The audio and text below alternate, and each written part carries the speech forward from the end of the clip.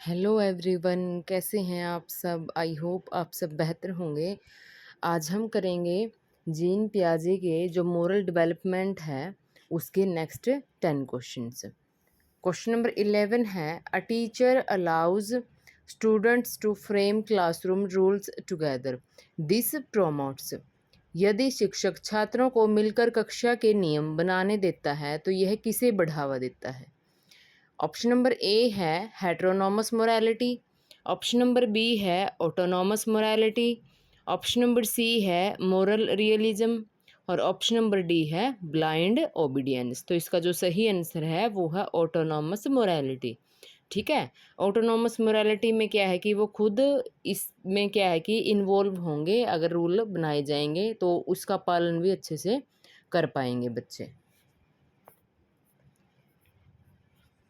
Question number 12 है, पियाजे considered morality as, कि पियाजे के अनुसार नैतिकता क्या है।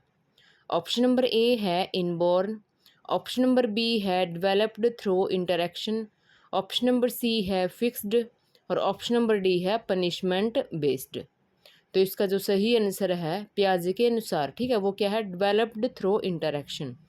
जब तक वो इंटरेक्शन नहीं होता अच्छे से, उसका विकास नहीं होता, तब तक क्या है कि नैतिकता नहीं आएगी बच्चे में। ठीक है। ना तो वो इनबोर्न होती है, ना वो फिक्स्ड होती है और ना ही वो पनिशमेंट बेस्ड होती है। क्वेश्चन नंबर 13 है, respect based on fear of authority is called, कि अधिकार के भय पर आधारित सम्मान क्या कहलाता है।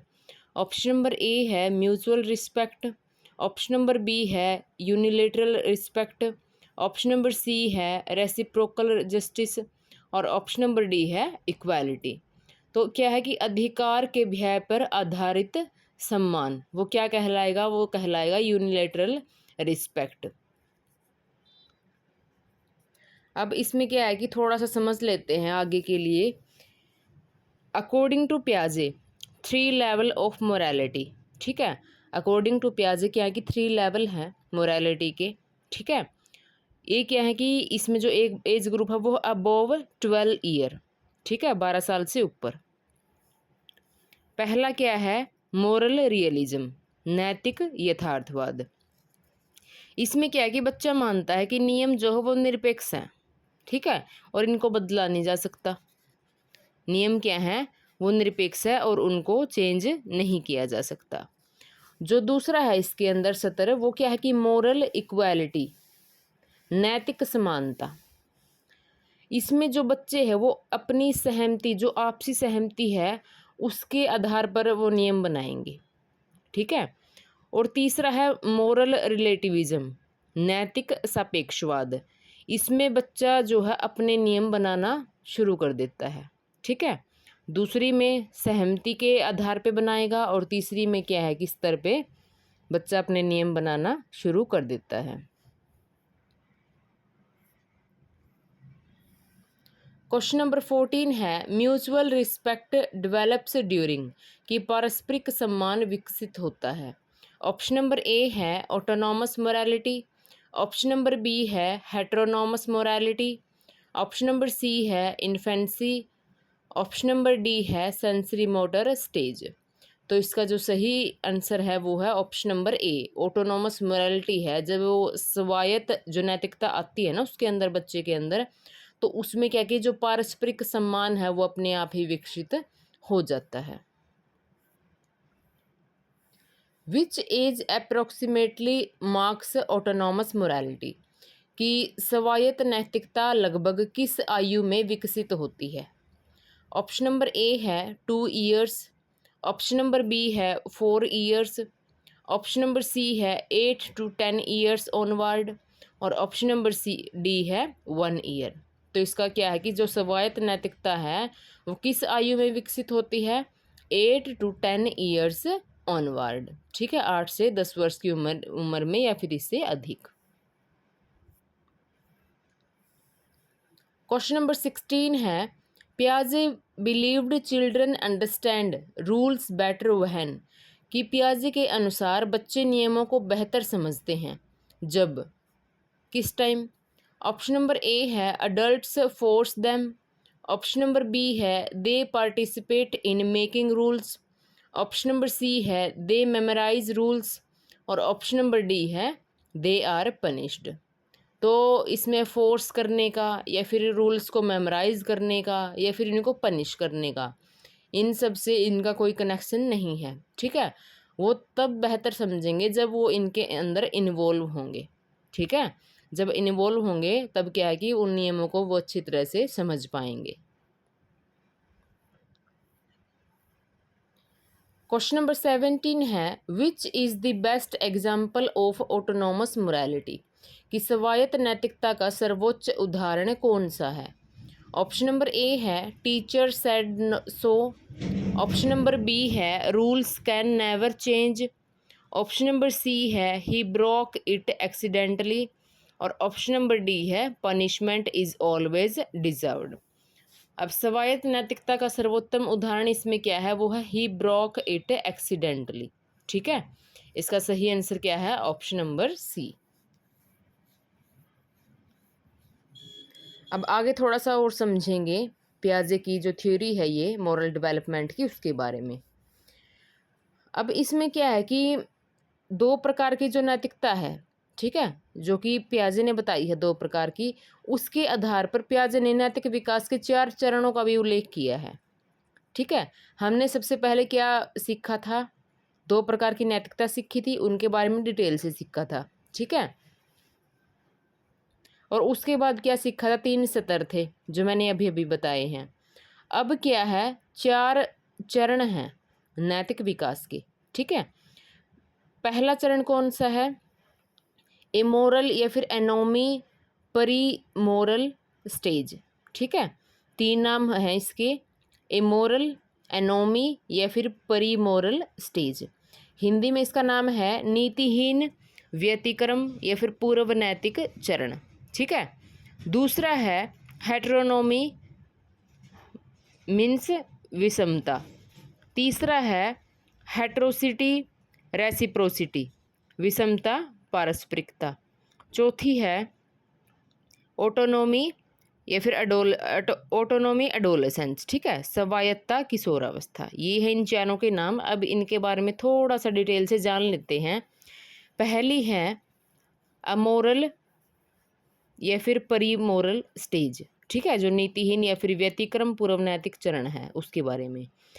व्यतिक्रम का अर्थ क्या होता है, कानून के बिना, ठीक है। अनोमी मीन्स विदाउट लॉ। इस अवस्था के दौरान जो बालक है उसका व्यवहार न तो नैतिक होता है और न ही अनैतिक होता है।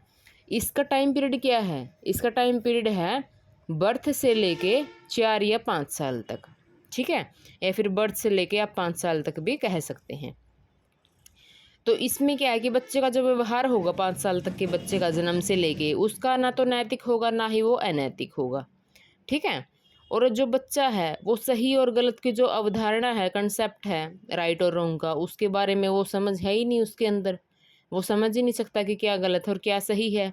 और इसमें जो है मोरालिटी की बच्चे को कोई नॉलेज नहीं होती, नैतिकता के बारे में कुछ नहीं पता होता।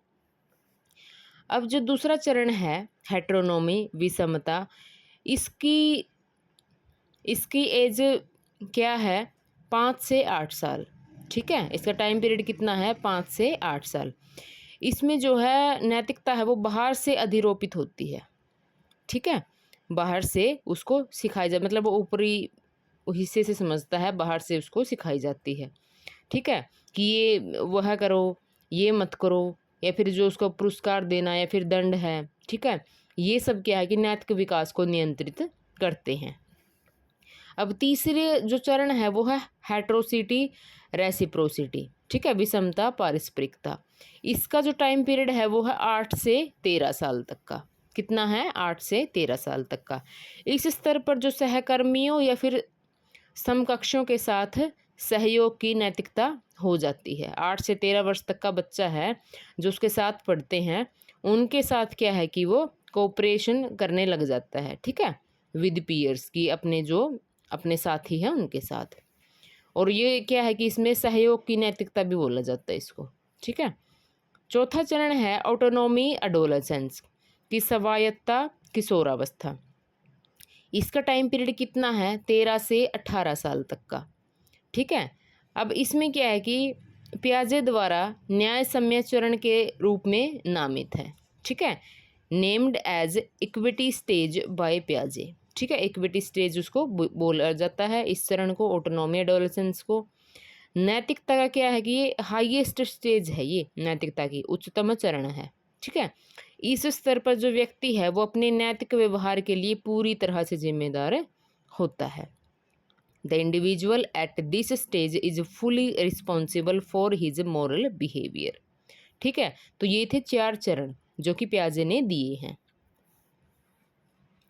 क्वेश्चन नंबर 18 है, अकॉर्डिंग टू पियाजे मोरालिटी डेवलप्स अलोंगसाइड, कि पियाजे के अनुसार नैतिकता का विकास किसके साथ होता है।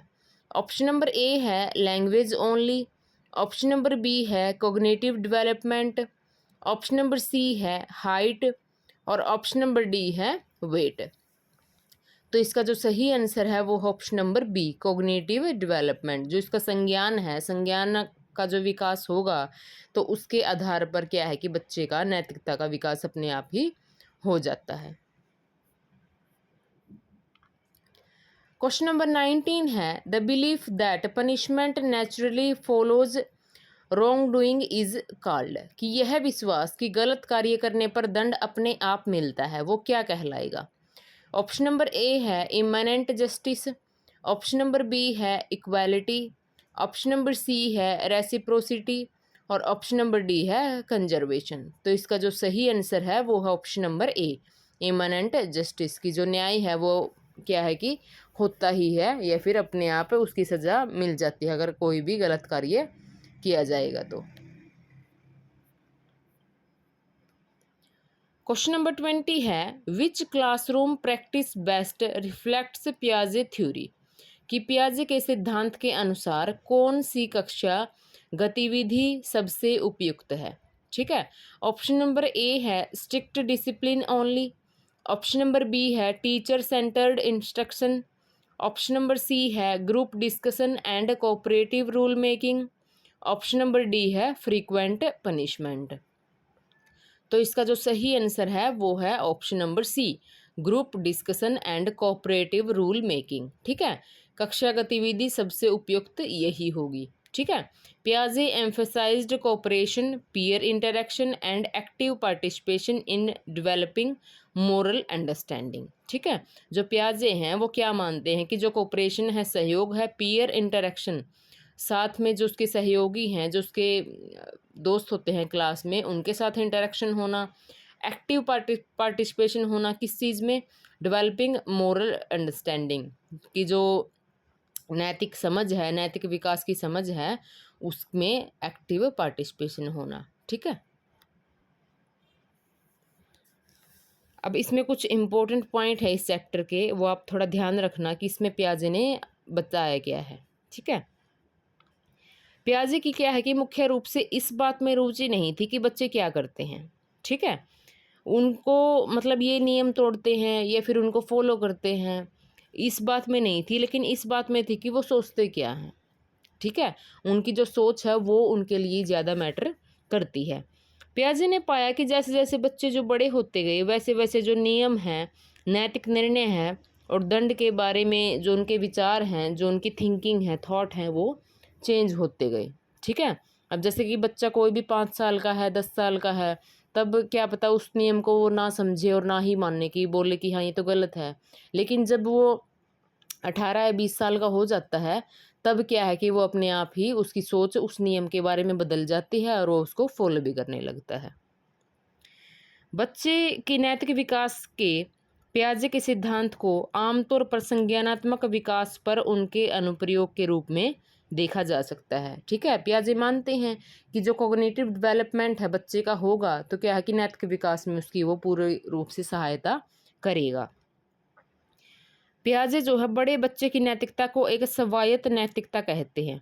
ठीक है, यानी कि जो नैतिकता है वो स्वयं के कानूनों के अधीन है। ठीक है, स्वायत्त नैतिकता में क्या है कि वो रूल को समझने लगते हैं, कई बार क्या है कि वो इन्वॉल्व भी होते हैं उन सब चीज़ों में, और क्या है कि अच्छे से उन रूल्स को वो फॉलो करते हैं।